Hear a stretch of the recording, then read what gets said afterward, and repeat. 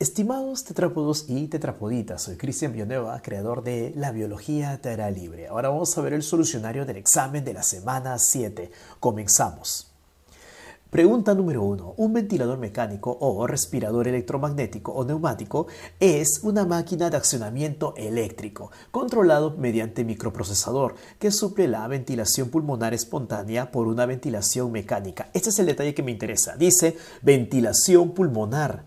Acuérdate que en la fisiología de la respiración había un movimiento llamado justamente que era la ventilación pulmonar, que era la entrada y la salida de aire por los pulmones. ¿Se acuerdan que había un proceso llamado inspiración y un proceso llamado expiración? Espero que lo recuerden. Esto es importante para llegar a la respuesta. Vamos. A ver, dice que suple la ventilación pulmonar espontánea por una ventilación mecánica en personas con insuficiencia respiratoria, ya sea aguda o crónica. Recuerda que agudo significa rápido y crónico, una enfermedad duradera, no tiene que ver con la gravedad. El gas de respiración suele estar enriquecido con oxígeno. Según lo mencionado, ¿qué procesos fisiológicos aún quedarían funcionando correctamente en el paciente? Entonces, como te dije, aquí está, mira, dice ventilación pulmonar, suple. ¿Qué significa suple? Que suplanta, que reemplaza a la ventilación pulmonar espontánea. ¿Queda la idea? Es decir, reemplaza la entrada y la salida del aire, reemplaza la inspiración y la expiración. Acuérdate que la inspiración y expiración formaban parte de la respiración externa o ventilación pulmonar. Entonces, en este paciente lo que falla es la respiración externa, no la respiración interna. Profe, ¿cuál era la respiración interna? Respiración interna, recuerda, es cuando la sangre deja el oxígeno en los tejidos y recoge el CO2. Si te perdiste, no te olvides. Había un proceso llamado ventilación pulmonar. Era el primero, que era la entrada y salida de aire, inspiración y expiración. Aparte de eso, recuerda, había un proceso que era el intercambio de gases, que se dividía en respiración interna y respiración externa. La respiración interna ocurría entre los capilares y los tejidos, o si quieres, entre la sangre y los tejidos. Y la respiración externa ocurría entre los capilares y los alvéolos pulmonares, o si quieres, entre la sangre y el aire de los alvéolos pulmonares. Entonces, esta persona, date cuenta, y bien claro dice acá, reemplaza la ventilación pulmonar, es decir, el intercambio de gases o en todo caso la entrada y la salida de aire de los pulmones. Entonces, Genios dice acá, ¿qué proceso aún queda funcionando correctamente? ¿La ventilación pulmonar? No puede ser. Profe, ¿qué era hematosis? Hematosis es la oxigenación de la sangre, es decir, el intercambio de gases que ocurre en los alvéolos pulmonares. Respiración interna podría ser, vamos a seguir leyendo, respiración externa tisular. No, porque justamente recuerda que la respiración externa es la que ocurre en el alveolo y la tisular es otra cosa. La tisular es la respiración, el intercambio de gases que ocurre en los tejidos. Por lo tanto, esta acá está recontra mal, no puede ser C, porque recuerda que la respiración externa es lo que ocurre en los alveolos y tisular lo que ocurre en los tejidos. O sea, no, esta no puede ser de ninguna manera porque está mal. Hematosis, recuerda, es ¿qué cosa? El intercambio de gases que ocurre en los pulmones. Y la respiración externa, recuerda, es justamente eso, el intercambio de gases que ocurre en los pulmones. Para ser más exactos, entre la sangre, los capilares y el aire de los alveolos. Y esto no puede ser. ¿Pero por qué? Porque esto es justamente lo que está fallando. Acá dice, ¿ves? Ventilación mecánica suple la ventilación pulmonar. ¿Ha visto? No puede ser dedo porque esto es justo lo que falla. El único proceso que en el caso de ellos aún funciona, ¿cuál va a ser, Genios? ¿Cuál va a ser? Justamente esto, la respiración interno-tisular. Precisamente acá está el detalle de lo que te decía, ¿ves? Cuando los glóbulos rojos dejan, ¿qué cosa, Genios? El oxígeno en los tejidos, recogen el CO2, a eso se lo va a llamar respiración interno-tisular. Y lo que ocurre en los alveolos es la respiración externa. ¿Queda la idea? Como falla la respiración externa, como falla el intercambio de gases en los pulmones, entonces le metemos más oxígeno para que ese proceso mejore. Pregunta número 2. En medicina, el término saturación de oxígeno se emplea habitualmente para referirse al nivel de oxígeno en la sangre. La oxigenación se produce cuando las moléculas de oxígeno entran en los tejidos del cuerpo. Por ejemplo, la sangre se oxigena en los pulmones, donde las moléculas de oxígeno viajan desde el aire hacia la sangre y se combinan con la hemoglobina, formando la oxihemoglobina.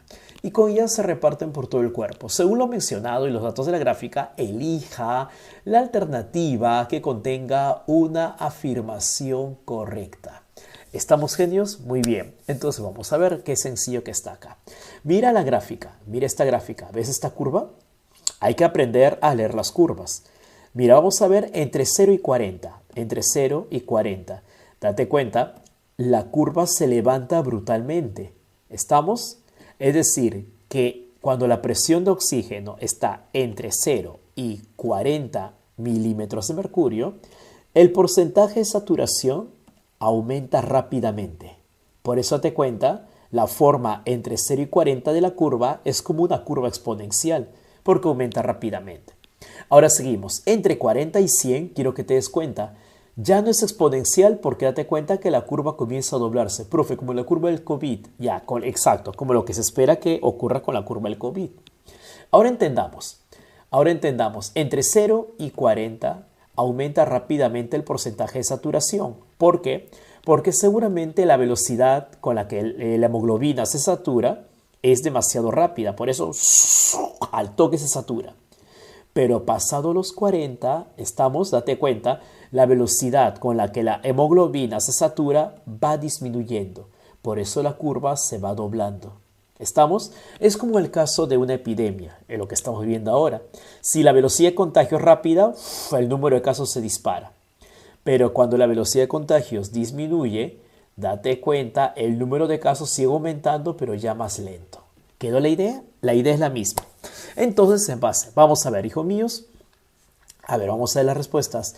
Dedo dice, el mayor porcentaje de oxígeno que se reparte, no, nada que ver. Esto por conocimiento previo tú lo sabes, que el oxígeno viaja principalmente unido a la hemoglobina. No puede ser eso. Casa, la saturación no depende de la presión de oxígeno, al contrario. La saturación sí depende, mira, date cuenta, porque entre 0 y 40 estamos que hay baja saturación de oxígeno, la hemoglobina se une rápidamente con el oxígeno, pero cuando va de 40 a 60 ya disminuye la velocidad, por lo tanto sí depende de la presión de oxígeno. Beso, ¿la velocidad de saturación es constante en toda la gráfica? No, si fuera constante sería una recta, no sería una curva. ¿Se han dado cuenta? Entre 0 y 40 aumenta rápidamente y entre 40 para adelante la velocidad con la que se une disminuye. Por lo tanto, la respuesta ¿cuál es?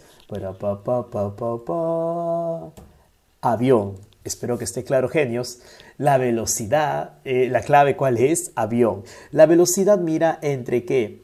Entre 80 y 100, justamente acá mira 80 y 100, date cuenta, avanza bien lento y no es la misma que entre 0 y 20. Mira acá en 0 y 20, la curva se dispara. Siguiente pregunta. Una gráfica idéntica, date cuenta. 3. La molécula de oxígeno se combina de forma laxa y reversible con la porción hemo de la hemoglobina. Cuando la presión parcial de oxígeno es elevada, como ocurre en los capilares pulmonares, se favorece la unión de oxígeno y hemoglobina. ¿Te has dado cuenta? Mientras mayor es la cantidad de oxígeno, es más probable que la hemoglobina se una con él. Y la liberación de dióxido de carbono. Eso se llama efecto Haldane. Espero que lo estés viendo, efecto Haldane. Si el equipo de la biología tarea libre viaja a la Rinconada, estamos a 5.300 metros sobre el nivel del mar, indique una consecuencia fisiológica a nivel respiratorio. Acá es importante recordar algo, que si nosotros subimos, es decir, vamos a una ciudad que está a una elevada altitud, ¿qué va a pasar? La presión atmosférica disminuye. Ahora la pregunta es, profe, ¿y por qué disminuye la presión atmosférica? La respuesta es muy sencilla. Porque disminuye, cambia la concentración de gases. Como la concentración de gases cambia, entonces la presión disminuye. ¿Estamos? Profe, ¿cómo es que cambia la concentración? A mayor altura hay menor concentración de oxígeno. Al haber menor concentración de oxígeno, hay menos presión de oxígeno y la presión atmosférica también cambia. Recuerda por química que cada gas aporta, el volumen de cada gas produce un tipo de presión y la suma de presiones de cada uno de los gases que forman la atmósfera te va a dar en total la presión atmosférica. ¿Ya? Vamos, genios. Vamos acá entonces. Si viajamos a 5.300 metros sobre el nivel del mar, entonces ¿qué pasará? Va a haber menos oxígeno. ¿Estamos genios? Entonces, dime, ¿podría disminuir nuestro número de glóbulos rojos? No, al contrario, tiene que aumentar nuestro número de glóbulos rojos. ¿Para qué? Para poder captar todo el oxígeno posible. ¿Estamos genios? Eso se va a llamar hipoxia y es justamente lo que ocurre para que las personas puedan adaptarse al mal de altura, también llamado soroche. ¿Ya, genios? Mientras menos oxígeno hay en la atmósfera, hay que producir más glóbulos rojos, más hemoglobina para poder captar la mayor cantidad. Beso tampoco puede ser, porque dice, no se vería afectada la oxigenación, al contrario, si hay menos oxígeno, sí se va a ver afectada la oxigenación. Casa, ¿la célula profesores no recibiría la cantidad de oxígeno necesaria? Eso podría ser, date cuenta, si hay menos oxígeno en la atmósfera, obviamente no vamos a recibir la cantidad suficiente de oxígeno. Por lo tanto, ¿cuál va a ser tu clave? Casa. La clave, genios, va a ser casa. Pregunta que cae por su peso. Miren qué sencillo. Pregunta que cae por su peso. Profe, ¿y por qué no puede ser dedo? Mira, ¿qué nos dice? ¿El equipo moriría por no poder producir carbaminohemoglobina? ¿Qué tiene que ver la carbaminohemoglobina con esto, hijos míos? Nada. 4. En los organismos unicelulares, los gases generados por la respiración interna se difunden a través del citoplasma y salen atravesando la membrana plasmática. El paso del oxígeno y CO2 en sentidos opuestos a través de la membrana depende de la presión parcial de gases. Acuérdense, cada gas que forma la atmósfera da un tipo de presión. Cada gas de la atmósfera da un tipo de presión. A esa presión se le va a llamar presión parcial.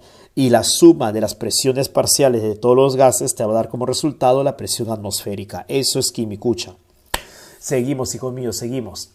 Entonces, ¿dónde estaba? Ya. Perfecto. Recuerda bien que el paso de oxígeno y CO2 en sentidos opuestos a través de la membrana depende de la presión parcial de los gases en el medio externo. Es decir, una presión parcial baja de oxígeno en la atmósfera, si hay una presión baja, quiere decir que hay poco oxígeno. Recuerda que la presión es directamente proporcional a la concentración de oxígeno. Vamos, una presión parcial baja de oxígeno en la atmósfera o en el líquido que rodea al organismo disminuye la tasa de difusión de ese gas a través de la membrana de la célula.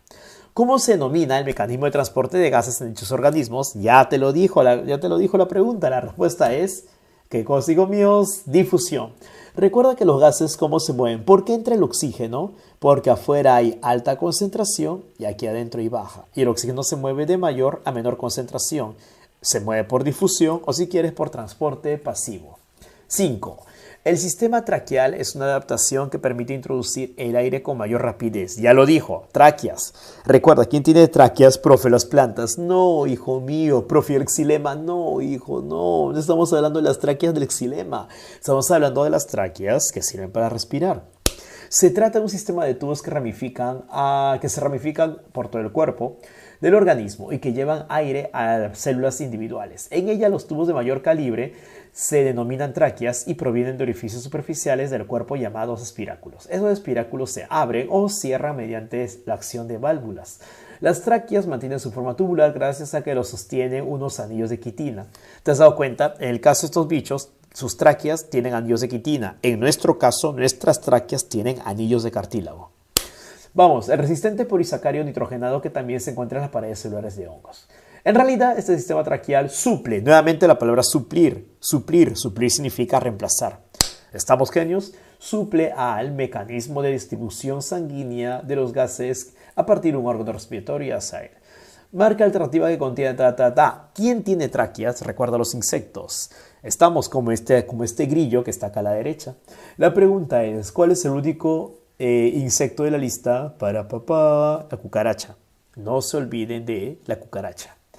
6. Los pulmones de los vertebrados representan una de las adaptaciones evolutivas más importantes para la vida en el medio terrestre, gracias a la internalización de la superficie respiratoria húmeda dedicada al intercambio gaseoso con el aire circundante, también llamado ambiente. Estamos, hijos míos, recuerda, los seres que respiran por la piel tienen la piel húmeda. ¿Por qué? Porque los gases difunden mejor en medios líquidos. En nuestro caso, como no respiramos a través de la piel, la superficie húmeda por donde ocurre este intercambio de gases está adentro. ¿En dónde adentro? En los pulmones. ¿Te has dado cuenta? Mientras que otros seres tienen la piel húmeda para poder respirar, nosotros tenemos esa superficie húmeda en el interior de los pulmones para poder respirar. El mejor ejemplo de transición, date cuenta, mira acá, el mejor ejemplo de transición de la respiración branquial a la respiración pulmonar son los anfibios. La clase de vertebrados cuyo nombre, anfi, ambos, tíos, vida, acá es bios, vamos, indica que tienen dos formas de vida. Sí, dos formas de vida, bios, vida. Casi todos los anfibios inician su vida como larvas pisiformes branquiadas. Profe, ¿qué significa pisiforme? Pisiforme significa con forma de pez. Pisis, pez, forma. Muy bien, branquiadas, o sea que tienen branquias. ¿Estamos genios? Luego sufren una serie de cambios radicales denominados colectivamente metamorfosis y cuyo resultado es la formación de un adulto pulmonado. La transición entre el renacuajo larvario y la rana adulta es todo un proceso filogenético relativo a la evolución. Quiero que te des cuenta de este detalle, esta oración es muy importante. Dice, la transición entre el renacuajo larvario y la rana adulta es todo un proceso filogenético relativo al transcurso de la evolución, resumido en el desarrollo de un solo individuo. Es decir, el paso de convertirse de larva a adulto repite todos los pasos que ocurrieron en la evolución. O sea que si yo quiero ver la evolución de estos animalitos, simplemente tengo que ver el desarrollo de la larva. Punto. Seguimos, hijos míos. Según esto, ¿qué se puede afirmar? Y la respuesta es casa. En el periodo de larva, los anfibios realizan la sematosis en las branquias. Y justamente acá, mira, los renacuajos o las larvas de los anfibios tienen las branquias externas. ¿Estamos? Profe, ¿por qué no puede ser avión? Porque en el periodo de larva los anfibios realizan intercambio de gases a través de la piel y eso está mal, porque cuando son larvas realizan intercambio a través de las branquias, son los adultos los que realizan a través de la piel. ¿Queda la idea? Profe, ¿por qué no puede ser eso?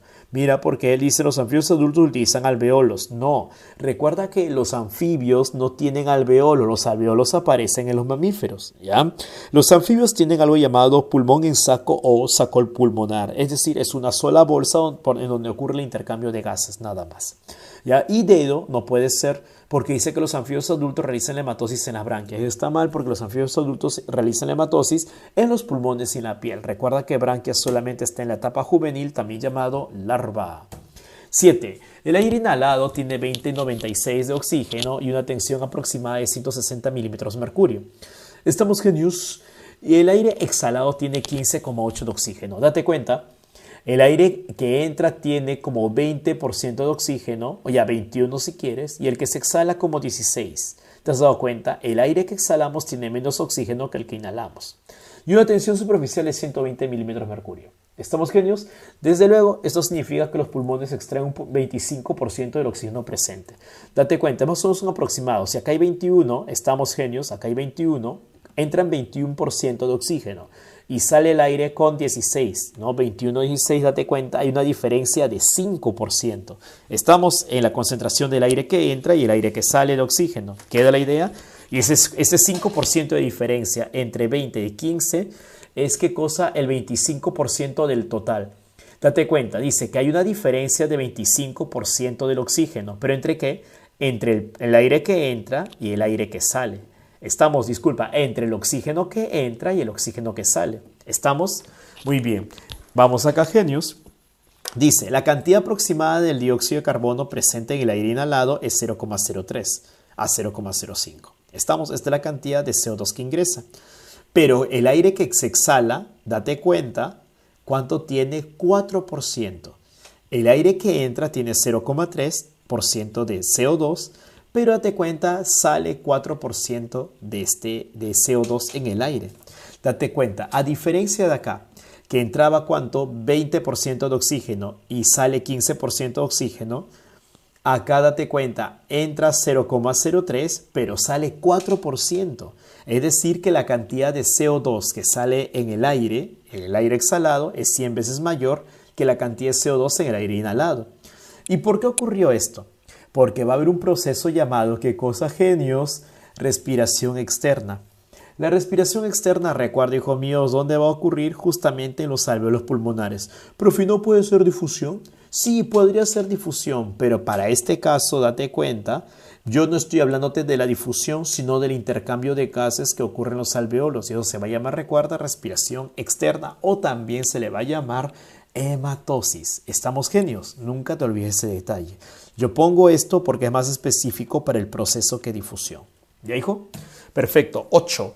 Los insectos, a los que puede considerarse los conquistadores más eficientes del medio terrestre, eliminan el nitrógeno casi exclusivamente en forma de ácido úrico. Ya, genios, puesto que el ácido úrico es insoluble en el agua, prácticamente no necesita un portador acuoso. Es un detalle, recuerda bien, el amoníaco era muy soluble, la urea era poco soluble y el ácido úrico era insoluble en agua. ¿Ya? Perfecto, seguimos, no necesitamos allá. De modo que en circunstancias de escasez de agua es el producto excretorio idóneo. ¿Te has dado cuenta? Precisamente porque utiliza poca agua para disolverse, los seres que viven en ambientes secos, por lo general, orinan urea. ¿Por qué es más práctico? ¿No? Orinan urea. Orinan ácido úrico, porque es más práctico. Mira, date cuenta. Como el ácido úrico es insoluble en agua, entonces, genios, no necesitas agua para disolverlo. Eso es más útil para los seres que viven en lugares donde casi no hay agua. Por ejemplo, en el desierto. ¿Ya, genios? Y es por eso precisamente que los reptiles orinan ácido úrico, porque muchos reptiles viven en el desierto. Es una forma de ahorrar agua. ¿Ya? Sin embargo, no son los únicos con la misma capacidad de hacerlo. Entre los que están acá, en las alternativas, ¿cuál otro más orina ácido úrico? Y la respuesta es, las arañas. Seguimos. Los peces dulceacuícolas están rodeados por un medio hipotónico. Esto hemos hecho durante la asesoría. Deben eliminar el agua dulce que ingresa constantemente a sus cuerpos. En tales circunstancias, beber agua sería contraproducente, de modo que estos animales jamás beben. ¿Estamos? ¿Por qué? Como es un medio hipotónico, estamos genios, como es un medio hipotónico, date cuenta, el agua entra. El agua entra por ósmosis. ¿Estamos? El agua entra por ósmosis.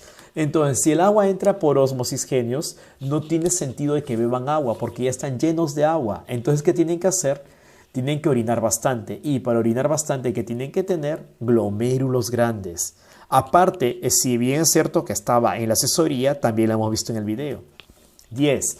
En los pulmones oxigenados, donde es necesario absorber oxígeno en vez de liberarlo, la hemoglobina hace gala de otra invaluable propiedad, la cooperatividad. Cuando una molécula de oxígeno forma su enlace no covalente con uno de los 4 grupos M, altera la forma de este de tal manera que aumenta la afinidad de los otros grupos M en el oxígeno, quizás mediante la transmisión de cambios conformacionales. La fijación de cada nueva molécula de oxígeno incrementa más la afinidad de los M restantes por ese gas. Esta cooperatividad permite una rápida absorción del oxígeno en los pulmones, formando de este modo que va a formar oxihemoglobina. Recuérdalo bien, hijo mío, oxihemoglobina, que esta vez la hemoglobina más oxígeno forma oxihemoglobina. Muy bien, genios, y esto es todo por mí, hijo. Cualquier otra duda, espero que la hagas por el chat. Nos vemos.